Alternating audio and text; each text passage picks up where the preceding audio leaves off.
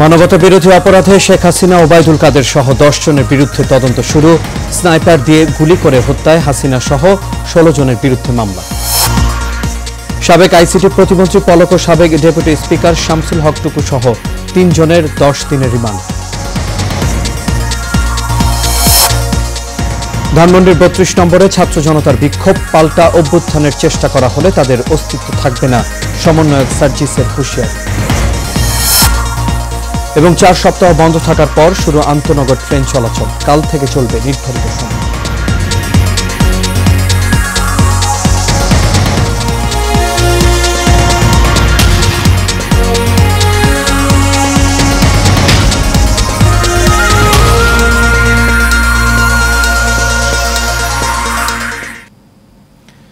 সবাইকে স্বাগত এশিয়া নিউজে। দর্শক, পুরো সংবাদ জুড়ে আপনাদের সঙ্গে আছি আমি আনোয়ার রাজা। তখন শুনছিলেন বিআরবি কেবল ইন্ডাস্ট্রিজ লিমিটেড সংবাদ শিরোনাম।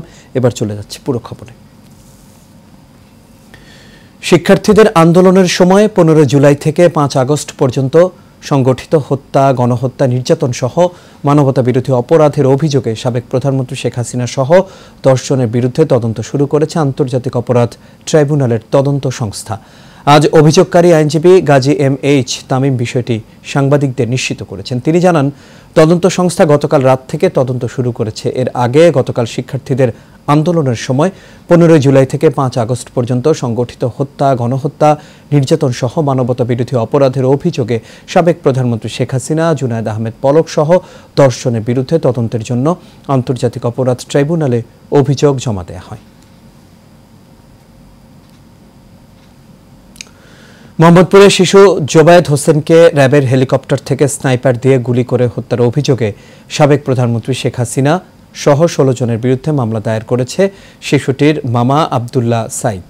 সকালে শিশুটির মামা আদালতে সিআর মামলা দায়ের করলে মোহাম্মদপুর থানাকে এই মামলা নেয়ার নির্দেশ দিয়েছেন আদালত। দুপুরে মেট্রোপলিটন ম্যাজিস্ট্রেট রাজেশ চৌধুরী এই আদেশ দেন। এই মামলায় সাবেক প্রধানমন্ত্রী শেখ হাসিনা ছাড়াও আওয়ামী লীগের সাধারণ সম্পাদক ওবায়দুল কাদের, সাবেক স্বরাষ্ট্রমন্ত্রী আসাদুজ্জামান খান কামাল, সাবেক আইনমন্ত্রী আনিসুল হক সহ 5 মন্ত্রী, পুলিশ এবং র্যাবের ঊর্ধ্বতন কর্মকর্তাদের আসামি করা হয়েছে। অন্যদিকে শেরেবাংলা থানা এলাকায় গত 5 আগস্ট শাহাবুদ্দিন নামের এক যুবককে হত্যার নির্দেশদাতা হিসেবে সাবেক প্রধানমন্ত্রী সহ 5 জনের বিরুদ্ধে সিআর মামলা দায়ের করা হয়। শেরেবাংলা নগর থানায় মামলাটি নেয়ার নির্দেশ দেন আদালত। এছাড়া 19 জুলাই মোহাম্মদপুরে পুলিশের গুলিতে মুদি দোকানি আবু সায়েদ নিহতের ঘটনায় মামলার তদন্ত প্রতিবেদন 1 মাসের মধ্যে জমা দেওয়ার নির্দেশ দিয়েছেন আদালত।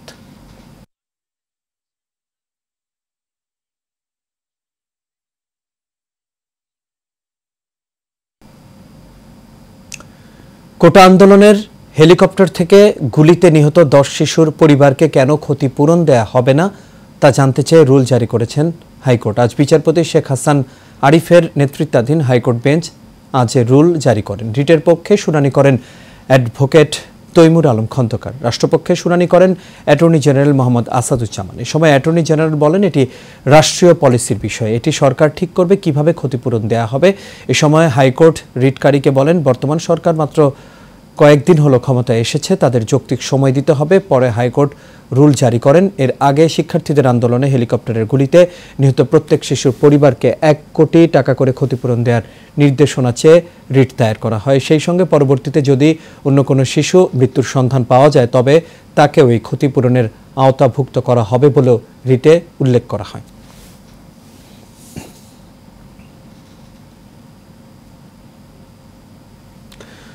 রাজধানী পল্টনে এক রিকশা চালককে হত্যার ঘটনায় হওয়া মামলায় সাবেক ডেপুটি স্পিকার শামসুল হক টুকু, সাবেক আইসিটি প্রতিমন্ত্রী জুনায়েদ আহমেদ পলক এবং ছাত্রলীগের ঢাকা বিশ্ববিদ্যালয় শাখার সাধারণ সম্পাদক তানভীর হাসান সৈকতের 10 দিনের রিমান্ড মঞ্জুর করেছেন আদালত। বিকেলে এই আদেশ দেন ঢাকার মেট্রোপলিটন ম্যাজিস্ট্রেট রশিদুল আলম। বাদীপক্ষের আইনজীবী অ্যাডভোকেট মোসলেউদ্দিন হোসেন বলেন, 3 জন আসামিকে 10 দিনের পুলিশ রিমান্ড চাওয়া হয়। এরপর আদালত বিবেচনা করে তাদের 10 দিনের রিমান্ড মঞ্জুর করেন। এ সময় আসামি পক্ষের একজন আইনজীবী রিমান্ড বাতিলের আবেদন জানান, তবে আদালত তাদের আবেদন আমলে নেননি। এর আগে বুধবার রাতে রাজধানীর খিলক্ষেত থানার নিকুঞ্জ আবাসিক এলাকা থেকে আত্মগোপনে থাকা অবস্থায় এই 3 জনকে গ্রেপ্তার করা হয়। আওয়ামী লীগ পাল্টা গণ অভ্যুত্থানের চেষ্টা করলে তাদের অস্তিত্ব থাকবে না বলে হুঁশিয়ারি দিয়েছেন বৈষম্য বিরোধী ছাত্র আন্দোলনের সমন্বয়ক সার্জিস আলম। সকালে রাজধানীর শাহবাগে রেজিস্ট্যান্স উইক কর্মসূচিতে এসব দাবি করেন তিনি। এদিকে ধানমন্ডির ৩২ নম্বর সড়কে অবস্থান নিয়ে কর্মসূচি পালন করে বৈষম্য বিরোধী ছাত্ররা। বিস্তারিত শফিকুল ইসলামের রিপোর্টে। সকাল থেকেই রাজধানীর বিভিন্ন স্থানে বৈষম্য বিরোধী ছাত্রদের ডাকা কর্মসূচি রেজিস্ট্যান্স উইক পালিত হয়েছে। এর অংশ হিসেবে ধানমন্ডির ৩২ নম্বরে অবস্থান নেন ছাত্র জনতা।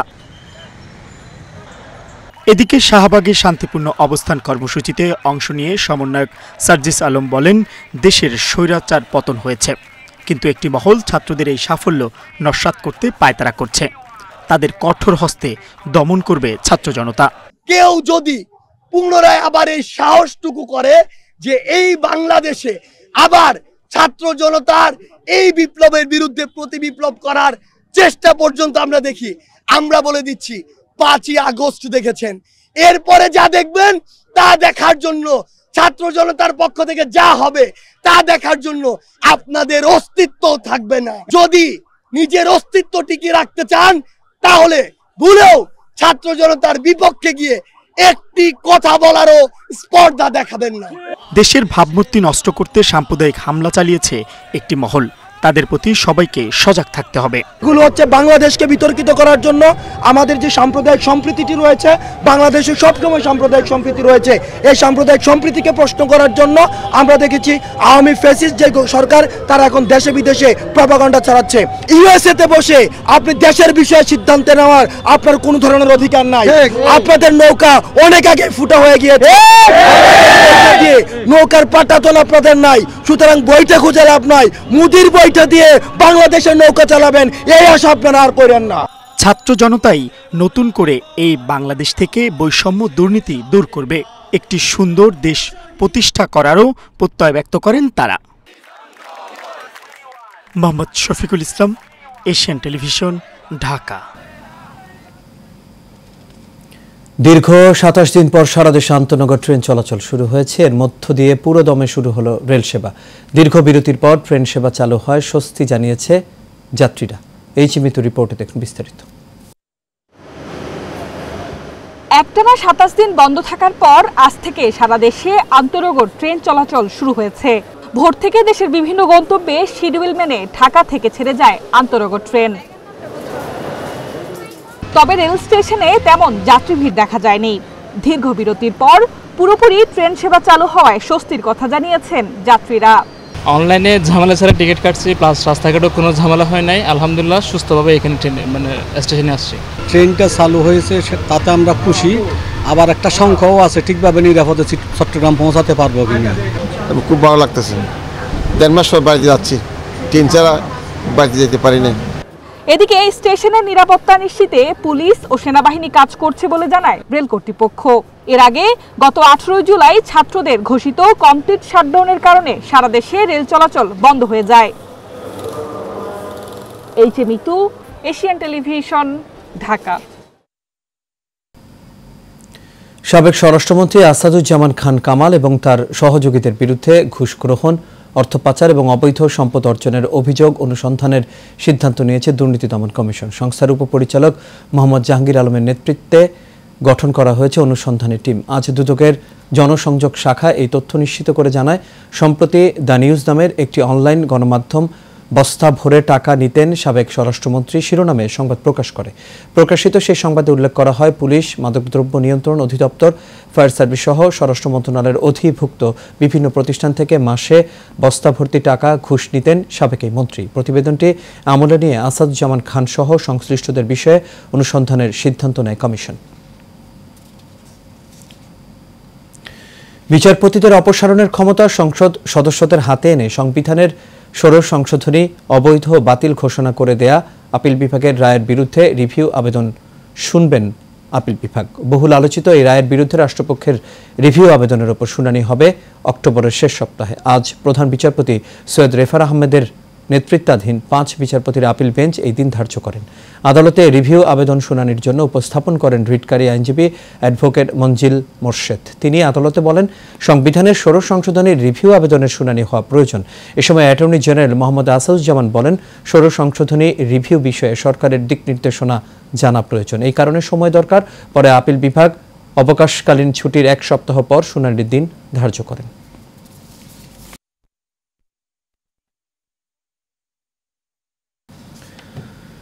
সবাই আছেন আজকের এই বিজয় মিছিলে, কিন্তু জাবিরের দুঃখিনী মায়ের উৎসব নেই আহনাফের মায়ের কণ্ঠ স্বাভাবিক জয়ধ্বনি।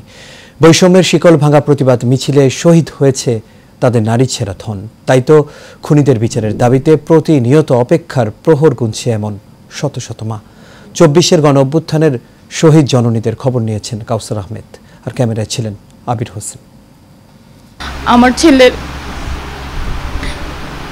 ছেলে হঠাৎ পড়ে গেল, ওর বাবার হাতেই ছিল, পড়ে গেল। আমি ভাবছি হয়তো হাত থেকে পড়ে গেছে, তারপরে সাথে সাথে দেখলাম ওর পাটা রক্তে ভিজে গেছে। তখন তো আমার দৌড়ানোর শক্তি না, আমি তো একটু দৌড়ে পিছিয়ে পড়ে গেছিলাম।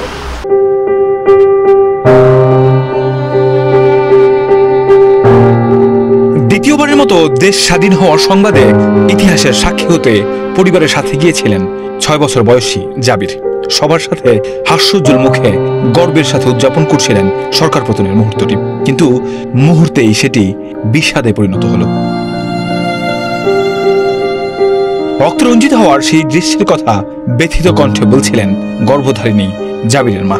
এই আন্দোলনে অন্যান্য নিহত মায়েরা কিভাবে তাদের সন্তানহারা বেদনা নিয়ে বেঁচে থাকবেন সেই চিন্তায় মগ্ন থাকায় মাই এখন নিজের নারী ছেঁড়া ধনকে হারিয়ে পাগল প্রায়। আমি শুধু জাবিরের মা না, আমি আমার প্রত্যেকটা বাচ্চার মা, যে যারা শহীদ হয়েছে। আমি শুধু চিন্তা করতাম এই বাচ্চাগুলোর মা কিভাবে সহ্য করে এই মাগুলা। আজকে ওদের সাথেও আমি ওদের যন্ত্রণাটা এখন আমি বুঝতে পারি। তখন যেরকম বুঝতে পারছি তার চেয়ে কঠিনভাবে এখন বুঝি। 1971 সালের বিজয় যারা চায়নি, তারা যেমন সেই সংবাদে বাঙালি বুদ্ধিজীবীদের তালিকা ধরে ধরে নৃশংস হত্যাকাণ্ড ঘটিয়েছিল, তেমনি এই বিজয় যারা সহ্য করতে পারেনি তাদের গুলিতেই জীবন দিতে হয়েছে জাবিরের। এখন ওর সাথে ফুটবল খেলতাম, এখন তো একা একা খেলা লাগে সবসময়, তখন ওর কথা মনে পড়ে। আমরা গিয়েছিলাম ওখানে, ও অনেক ছিল, মানে ওখানে অনেক যেতে যাচ্ছিল। আমরা বলছিলাম নেমে আসো, ও কিন্তু নামতে চায় না। তারপরে ওখান থেকে আমরা নেমে গেছি। তারপর ওখানে গুলাগুলির কারণে আমার ভাই ওখানে গুলি লেগে রক্তক্ষরণে তারপর মারা গেছে। হ্যাঁ, ওই দিন আমার ছেলের লাশ আমি কাঁধে নিতে পারি নাই সত্যিকার অর্থে। আমার ছোট ভাই ছিল, আরও অন্যরা যারা আমার প্রতিবেশীরা ছিল, তারা নিয়ে গেছে। আমি পিছনে পিছনে হেঁটে যাচ্ছিলাম, কিন্তু আমি আমার এই কাঁধে নিতে পারি নাই। দেশভাগের পর থেকে অধিকার আদায়ের যত আন্দোলন সংগ্রাম সবগুলোর প্রেক্ষাপট ভিন্ন হলেও রাজপথে তাজা রক্তে রঞ্জিত হওয়ার ইতিহাস এক ও অভিন্ন। ওর তো সারা বাড়িতেই তোর স্মৃতি, একটা স্মৃতি বললেও তো আমি বোঝাতে পারবো। শুনছিলেন আরেক বীর সন্তান বিএফ শাহিন কলেজের ছাত্র আহনাফের গর্ভধারিণী মায়ের হাজারি। আন্দোলনে যেতে বাধা দেওয়ায় আক্ষেপ করে মাকে বলছিলেন, তোমার মতো মা হলে হয়তো দেশটা স্বাধীনই হতো না। ঠিকই আন্দোলন সফল হলেও কিন্তু সেই স্বাধীন দেশে আর নিঃশ্বাস নিতে পারল না আহনাফ। মারা গেছে পরে ওইখানের এক লোক ওকে শনাক্ত করে যে আমরা এখান থেকে অনেকগুলা বডি সোহরাওয়ার্দীতে নিয়ে গেছি, আপনারা দ্রুত সোহরাওয়ার্দীতে চলে যান, ওখানে পাবেন। পরে আমরা ওখানে যাই, ওখানে গিয়ে তোর মর্গে ওর লাশ পাই। আন্দোলনের শুরু থেকে রাজপথে সরব থাকা আহনাফ বিজয়ের একদিন আগেই মারা যান দুষ্কৃতিকারীদের গুলিতে।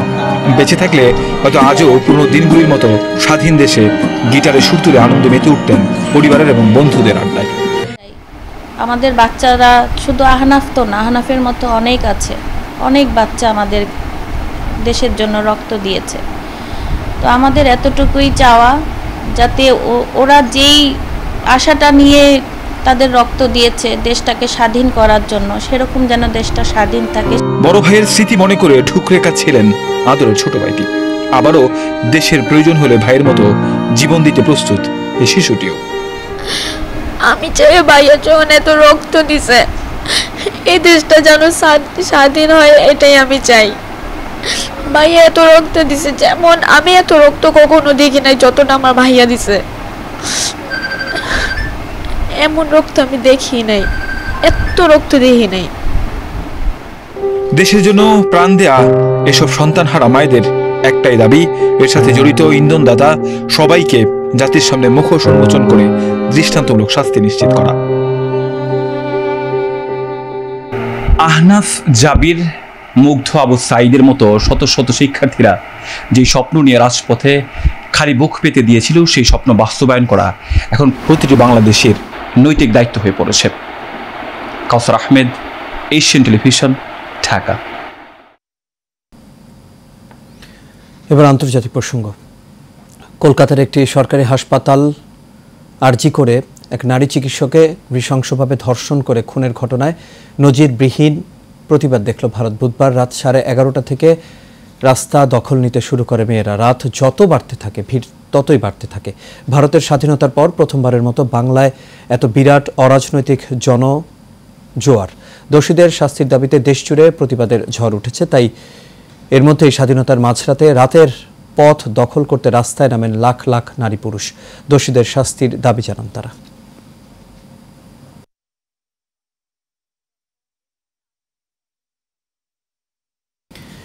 আওয়ামী লীগ সরকারের আমলে গুম খুন হওয়া প্রতি হত্যাকাণ্ডের বিচার দাবি করেছে জাতীয়তাবাদী গণতান্ত্রিক আন্দোলনের চেয়ারম্যান ববি হাজ্জাজ।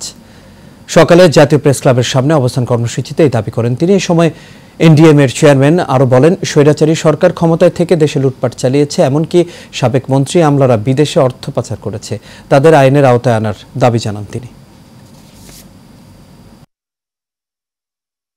আর এরই সাথে শেষ করবো এশিয়া নিউজ। তবে যাবার আগে বিআরবি কেবল ইন্ডাস্ট্রিজ লিমিটেড সংবাদ শিরোনামগুলো দেখে নেব দর্শক আরও একবার। মানবতা বিরোধী অপরাধে শেখ হাসিনা, ওবায়দুল কাদের সহ 10 জনের বিরুদ্ধে তদন্ত শুরু। স্নাইপার দিয়ে গুলি করে হত্যায় হাসিনা সহ 16 জনের বিরুদ্ধে মামলা। সাবেক আইসিটি প্রতিমন্ত্রী পলক ও সাবেক ডেপুটি স্পিকার শামসুল হক টুকু সহ 3 জনের 10 দিনের রিমান্ড।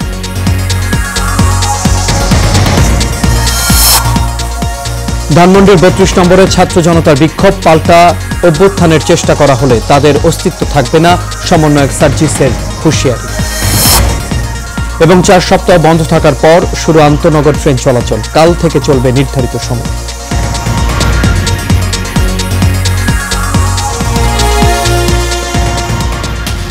দর্শক, এই ছিল আমাদের এখনকার আয়োজন। আমাদের পরবর্তী সংবাদ দেখার আমন্ত্রণ রইল। এতক্ষণ সাথে থাকার জন্য সবাইকে ধন্যবাদ।